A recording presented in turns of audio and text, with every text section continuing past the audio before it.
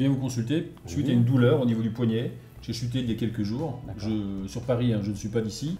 Et cette douleur me gêne. Alors écoutez, je vais ouvrir un dossier pour vous, bien entendu, puisqu'on va prendre des précautions. Avez-vous des allergies? Oui, tout à fait. Oui, le médecin traitant me l'a souligné. De bien le stipuler, je suis allergique à la pénicilline. Est-ce que vous connaissez le dossier médical partagé en Bretagne, département pilote? Non. Vous ne connaissez pas? Non. Région pilote? Du tout, non. Alors c'est le dossier médical personnel ou le dossier médical partagé. Il s'agit pour nous de présenter aux patients le fait qu'ils peuvent offrir à disposition de tous les médecins du secteur public ou du secteur privé leur dossier médical accessible. Grâce au fait qu'avec votre accord, et ça sera toujours avec votre accord, on peut mettre à disposition de ces personnels de santé et de ces professionnels votre dossier médical. Alors cette création, elle se fait ici au cabinet. Je vous remets une documentation qui va vous permettre de mieux connaître et mieux comprendre le mécanisme du dossier médical partagé. Vous avez un accès au site, c'est vous qui êtes le maître du jeu, en ce sens que sur le site, vous pourrez accéder à votre dossier, choisir les éléments que vous voulez partager, c'est important. Alors écoutez, je vais créer avec votre regard le dossier médical partagé. Alors, c'est pas compliqué.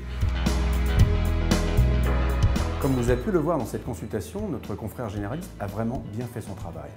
Il a rencontré un patient qu'il ne connaissait pas, un touriste. Il lui a donc ouvert un dossier dans son propre logiciel, a recueilli ses antécédents et les a mis à disposition sur le DMP, le dossier médical personnel.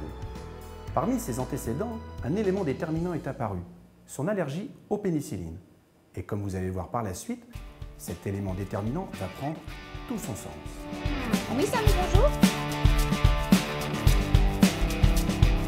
Quand le patient va créer son dossier, il va autoriser les praticiens, les professionnels de santé, dans deux situations différentes, à accéder d'emblée au DMP sans qu'il leur ait donné spécifiquement l'accès. Pour l'urgence, l'accès est facilité au médecin régulateur et ça peut rendre d'énormes services aux patients, en particulier quand il n'est pas en mesure lui-même de donner les informations le concernant.